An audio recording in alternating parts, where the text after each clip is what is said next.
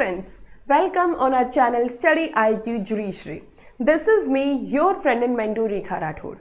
Students, किस्सा case का series में आज हम डिस्कस करने वाले हैं इंडियन कॉन्स्टिट्यूशन का एक और लैंडमार्क जजमेंट, वो जजमेंट जो इतिहास के पन्नों में सुनहरे अक्षरों से लिखा गया, क्योंकि इस जजमेंट के थ्रू ही आर्टिकल 21 जो बात करता है right to life and personal liberty की, तो इसमें जो पर्सनल लिबर्टी है उसका दायरा बहुत बढ़ा दिया गया और उसी वजह से आज हम देखते हैं कि right to live in clean environment, ठीक है, और भी बहुत सारे right to shelter, right to बहुत सारे और भी अधिकार जो है वो आर्टिकल 21 में इंक्लूड किए गए हैं।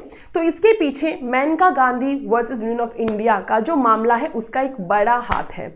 तो चलिए समझते हैं इस मामले को। समझते हैं सबसे पहले कि किस्सा क्या है, क्या हुआ था कि मेनका गांधी को कोर्ट के दरवाजे खटखटाने पड़ी थी। जो मेनका गांधी होती है उनका पासपोर्ट जब्त कर लिया जाता है और उनको बताया भी नहीं जाता है कि उनका पासपोर्ट जब्त क्यों किया गया है और उस वजह से वो विदेश नहीं जा पाती है। और इसी वजह से उन्होंने आर्टिकल 32 का यूज करते हुए सुप्रीम कोर्ट में रिट दायर की कि ये उनके आर्टिकल 19(1)(a) का वायलेशन है, क्योंकि उनके पास राइट है freedom of speech and expression का। उनका जो आर्टिकल 21 है जिसमें ऑलरेडी राइट मिला हुआ है, इससे पहले सतवंत सिंह का मामला आ चुका था जिसमें राइट टू गो अब्रोड को एक फंडामेंटल राइट माना गया था। तो इसमें इसीलिए इन्होंने सुप्रीम कोर्ट के दरवाजे खटखटाए और कहा कि भाई इनका जो पासपोर्ट जब्त हुआ है अंडर पासपोर्ट एक्ट 1967 के सेक्शन नंबर 10(3)(c) के तहत, तो ये वॉयलेटिव है। ये जो सेक्शन है ये फंडामेंटल राइट के वॉयलेटिव है, ठीक है, ये इन्होंने इस मामले में कहा, ठीक है। ये मामला इसलिए भी इंपॉर्टेंट है स्टूडेंट्स क्योंकि इस मामले में ड्यू प्रोसेस ऑफ लॉ को भी फॉलो किया। अब इस मामले को अच्छे से समझने के लिए हमें थोड़ी सी जानकारी होनी चाहिए ए.के. गोपालन के मामले के बारे में भी।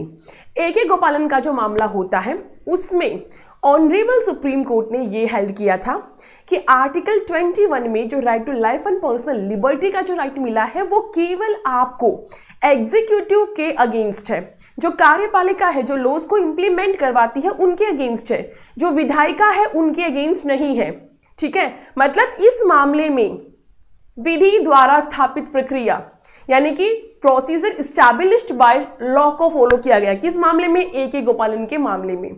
और जो मेनका गांधी वाला मामला है इसमें ये कहा गया कि जो ड्यू प्रोसेस ऑफ लॉ है वो भी देखनी जानी चाहिए। भाई जो लेजिस्लेचर है वो ऐसा कोई लॉ नहीं बनाएगी जो आर्बिट्रेरी है।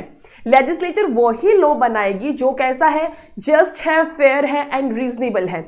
तो इस मामले में ये हेल्ड किया गया कि जो right to life and personal liberty है ये केवल एग्जीक्यूटिव के अगेंस्ट नहीं बल्कि जो लेजिस्लेचर है, जो विधायिका है उसके अगेंस्ट भी है। मतलब विधायिका भी मनमाने तरीके से विधि नहीं बना सकती है। अगर वो ऐसी कोई विधि बना रही है जो आपको right to life and personal liberty को छीन रही है तो वो मनमानी नहीं होनी चाहिए, वो अनुचित नहीं होनी चाहिए। कोई भी लॉ जो है वो कैसा होना चाहिए, वो फेयर होना चाहिए, जस्ट होना चाहिए एंड रीजनेबल होना चाहिए, ठीक है। अब चलिए डिस्कस करते हैं किस्सा क्या है। समझ में आ चुका है आपको कि इस मामले में मेनली इश्यूज क्या थे। तो मेनका गांधी वाले मामले में पहला इशू ये था कि whether the right to go abroad is part of personal liberty, कि विदेश जाने का अधिकार क्या वो पर्सनल लिबर्टी का पार्ट है। कोर्ट ने हेल्ड किया यस कि पर्सनल लिबर्टी है ना, पर्सनल लिबर्टी जो उसका मतलब सिर्फ जीने से नहीं है, ठीक है, इसका मतलब सिर्फ जीने से नहीं है। दैहिक स्वतंत्रता का मतलब क्या है कि इसमें बहुत सारी और भी चीजें शामिल हैं। तो राइट टू गो अब्रोड जो है वो भी पार्ट ऑफ पर्सनल लिबर्टी इसमें माना गया, ठीक है। दूसरा इसमें ये इशू था whether the right under article 19(1)(a) has any geographical limitation.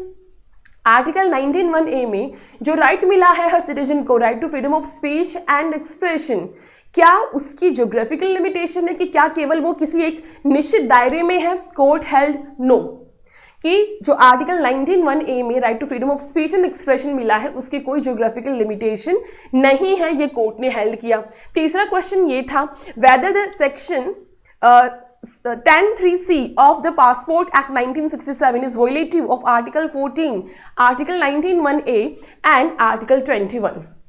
Court ने कहा नहीं, पासपोर्ट एक्ट का सेक्शन नंबर 10(3)(c) ये जो प्रोविजन है ये वोलेटिव नहीं है फंडामेंटल राइट्स के, क्योंकि इसमें ये प्रोविजन किया गया है कि देश की सुरक्षा में, है ना, देश की संप्रभुता की जहां पे बात आती है, लोकहित की जहां पे बात आती है, वहां पे किसी का पासपोर्ट जो है वो जब्त किया जा सकता है। और जब किसी का पासपोर्ट जब्त किया जाता है तो उसको रीजन बताना पड़ेगा, और अगर नहीं बताया जाता है तो you can move to court. तो यहाँ पे ऑलरेडी एक रेमेडी दे रखी है ना, तो ये वोलेटिव नहीं है फंडामेंटल राइट के, ये भी इस मामले में कहा गया।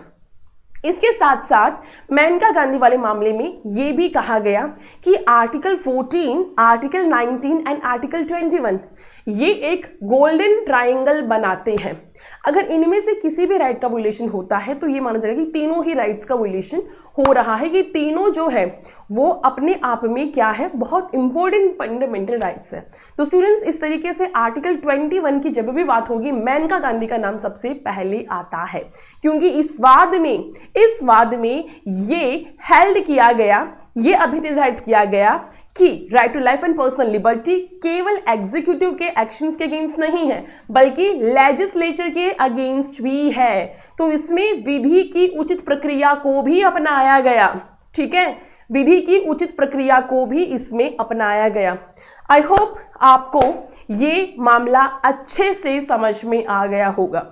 फिर भी कोई डाउट है तो आप मुझसे टेलीग्राम पे पूछ सकते हैं, और टेलीग्राम से कनेक्ट होने के लिए आप इस लिंक से, ये मेरी टेलीग्राम आईडी है, इसके जरिए आप मुझसे जुड़ सकते हैं, या इस QR कोड पे स्कैन करके भी आप मुझसे जुड़ सकते हैं, सो दैट आपको YT अपडेट्स मिलती रहे, आपको लीगल अपडेट्स मिलती रहे, आपको PDF मिलते रहे, और कोई डाउट है तो वो भी आप मुझसे यहाँ पे पूछ सकते हैं।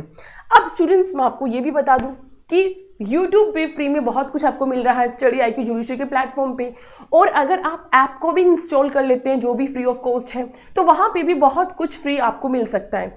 अगर आप ऐप इंस्टॉल करते हैं तो आपको फ्री एक्सेस मिलता है वीडियो सीरीज का, क्विजेस का एंड नोट्स का। तो जल्दी से इस ऐप को इंस्टॉल कर लीजिए, डिस्क्रिप्शन में आपको ऐप का लिंक मिल जाएगा, नहीं तो इस QR कोड पे स्कैन करके भी आप ऐप को जो है वो इंस्टॉल कर सकते हैं। So that's all for now, thank you so much, bye bye.